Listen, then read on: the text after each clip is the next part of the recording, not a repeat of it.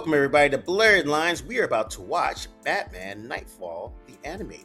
Let's check this out. You are the weakness that drowns Gotham. I intend to break you. Then give it your best shot. I love that.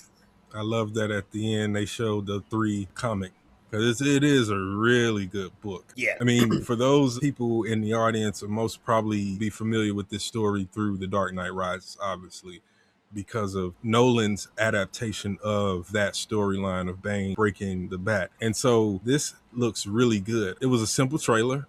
It did what you want these kind of narrative trailers to do, which is build on the tension in the story. And the story is already there. You know, Batman is being pushed to a certain point, and now he's got a pretty badass challenger coming after him in his own home, in more ways than one. And you see that. But man, Michael Mando, it's doing Bane justice. And I like that they're giving him his Latino origins. That's the thing that I am impressed about the trailer the most is the voice casting. Yeah. We have Anson Mounts as Batman. We have Michael Mando as Bane. And he was previously in Spider-Man's trilogy as Scorpion. He was also in Orphan Black, which is one of my fave underrated sci-fis. This is Vic the Dick, also a good character. But yeah, I think they did a really good job of just introducing the audience that knows who Batman is, but doesn't, and maybe knows who Bane is, but now they get to see some other people that kind of all kind of wrap in there. What you guys think of the animation? DC is doing what DC has been doing for decades at this point in the animation field. So I can't think of a thing that I've seen since probably Batman Superman Apocalypse that I was like, oh, that animation is and that was like what, 15 years ago, maybe almost 20. Before that's a good point. That one wasn't great, but yeah. Studio Mirror does a lot of their stuff, and Studio Mirror does Young Justice. They took over the last 2 seasons, and they've also done Vox Machina and The Mighty Nean and that kind of stuff. So like DC is smart in terms of like they always make sure that their animation is on point, and then they do better with the voice casting. And I like that DC treats their animations like events. Like they make them a thing where like Marvel will, we'll throw it on Disney Plus, so we're just throw it on da-da-da-da-da. They don't really put that much effort into it. So when they do something good, it's great, but it's so few and far between that DC actually makes gives them the budget, gives them a whole team, have solid directors and like things. They do one too many Batman movies, but other than that, they've seen pretty sizable success with their animated division. So it makes a certain amount of sense that they now throw a bunch of money behind it. So, I know Anson Mount doing voiceover ain't cheap by himself. Even Michael Mando, I think. Yeah, Michael Mando, yeah. You listed a lot, but you didn't mention him as Ignacio Vargas. Better Call Saul. Better Call Saul. True. Better Call Saul. Yeah. And also too, the story of Knightfall is actually really cool. Like it was the first time that we see Batman actually lose and like don't get back up. Like he gets defeated, but he doesn't lose. And Bane like he loses this, and to the point where they had to they pass off to and you have 3 chapters of it. And it was interesting because I was reading up on it, and I remember back when it first came, Knightfall came around the same time Death of Superman came around. And when Death of Superman came out, it was a big deal. It was an event. Like it was pretty dope. So a lot of people said, "Hey, this is Batman's Death of Superman," and of course the writers are like, "Nah, this is not thing." It kind of has the same. Was spiritually, I get what they're saying. It's both. They came at the same time, and they were both pivotal events that had happened, and that for the first time you kind of had this happen in DC, where both of the main, the two of the 3 top people are taken down. Top superheroes are taken down. Superman being taken down, that was Doomsday, right? And Death of Superman. Yeah.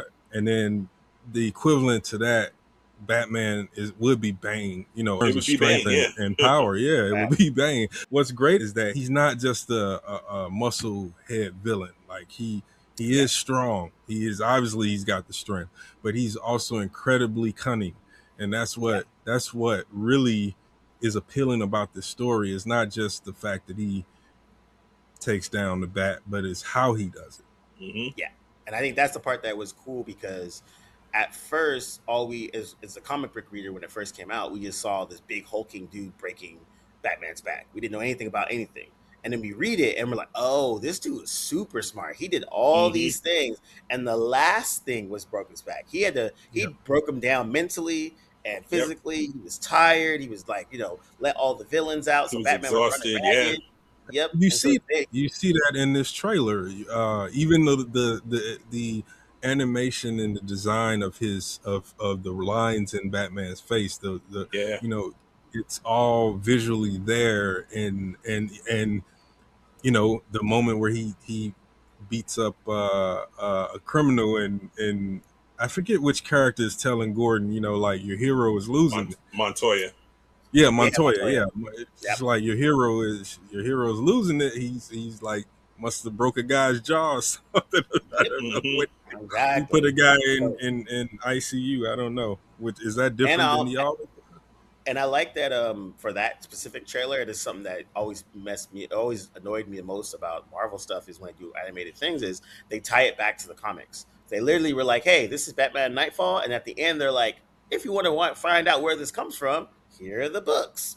It's very simple. It's literally one slide, and that one thing will probably gain them more readers just because they're like, oh, this is a book. Let me go wander into my comic book thing. Boom, there's that this was display of really all the good. I Batman. was like, yeah, Super, that's super what simple. you do. Yeah, 100%. And it's funny because it's not a hard thing to do, but it's an No. easy thing that when you do it, it does help people that will, because not everyone's going to do it, but on the chance that someone does, boom, you just now got a new reader. you're going to get a good amount of people who are going to now go and either they're going to find it somehow, purchase a hard copy or digital. They're going to digital, yeah. And I feel like I think I can speak for all three of us. We've wanted animated Marvel for a while. We've wanted something at least at least approaching what the DC animated universe has done from Marvel. And so far, they've pretty much fallen short. They haven't done it. Oh yeah. Like I haven't seen anything from Marvel that I can think of aside from X-Men 97. I was gonna say only X-Men 97. The other efforts that they've made have just been like, what are y'all doing? Like, come on, man. This is the house of ideas, man. Like y'all got it. Like it's there. Too many ideas.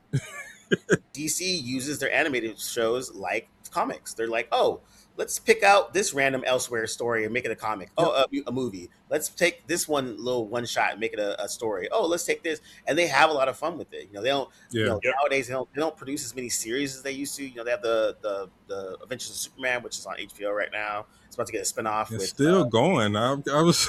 I'm blown third season. I'm like that. It's the third season of that show. They can DC animated can do no wrong, man. Even when we don't like it. Or where we're not paying attention, but it's just like with Amazon's The Cape Crusader, right? So it's like silently successful. If you are into Batman and especially the detective, the OG Batman comics, like that is like perfect noir style. Yep. It's even set visually in I think the 40s or 50s or something like that. They kind of did a Bruce Timm-y type of thing where they're like, exactly, kind of old but not really kind of a thing. It was cool. Yeah, exactly. So they've been doing some good things, and I think to your point about them adapting arcs, here you have it with this one. They did Watchmen with JMS. As long as they get back to what made them great, and this looks like it's continuing on that path, then like you said, Josh, DC animation probably can do no wrong. I was gonna say, what have they whiffed on with Batman specific? Like Batman Solo, I can't. Like the last thing that I can think of that they whiffed on was like the Killing Joke. That first Mr. Freeze joke they did. Like Killing Joke's another one. Killing Joke. Killing Joke. Well, yes. Okay. Fine. Yeah. Objectively, it was mediocre. The added stuff at the beginning actually brought it down. So yes. If they'd have just done it straight from the book, it would have been fine. Yep. They didn't need the added context and the crap 100% agree with a relationship between Bruce and Barbara. That was that is what really is what killed it, because it wasn't in the book. And it wasn't in the book. It wasn't in the book. They've had a couple misses, but usually their misses are just like they're just meh. Like they're not and they're horrible. taking Just, swings. and Batman has like Batman Samurai, Batman Native Oh, American, Batman Batman Samurai is so bad. Batman Oh, Kung so Fu, now Batman Kung what Fu was with the the one with the bronze tiger. dragon? I think that might be the Batman Kung Fu that was like almost like a Yeah. 70s It exploitation was like joint. a 70s Yep. like martial arts. Yep. I did not Yep. like that one. Like Mhm. that was also a. So they have had some. They've had some misses. They've had Yeah. some misses because we're They've now I'm had like thinking a of War scant few. World, and like they did the War World movie, and that one Right. wasn't great. So Yeah. they've had Yeah. some.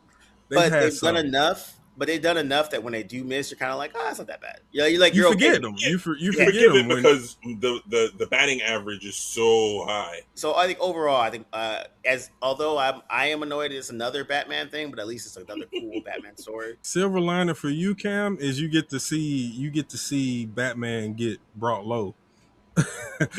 And I love the Azrael Yeah. characters design too from Joe Quesada and Jim Palamoni. Yeah. And like there's like a really cool because I remember when it was first introduced, everyone was like, "What is this guy?" Like he looks completely different than anything I've ever seen in comics. And Batman. The story was super interesting and Batman and Mhm. like I was. When it dropped, we were all like, "What is this?" Like it was one of those things where you're actually, as a comic reader, you're actually shocked. Like this is a really cool, Yes. interesting character. So, Yeah. but yeah. So once again, Blerdlines, like, subscribe, tell a friend. It's gonna be kind of cool. But we out. Peace.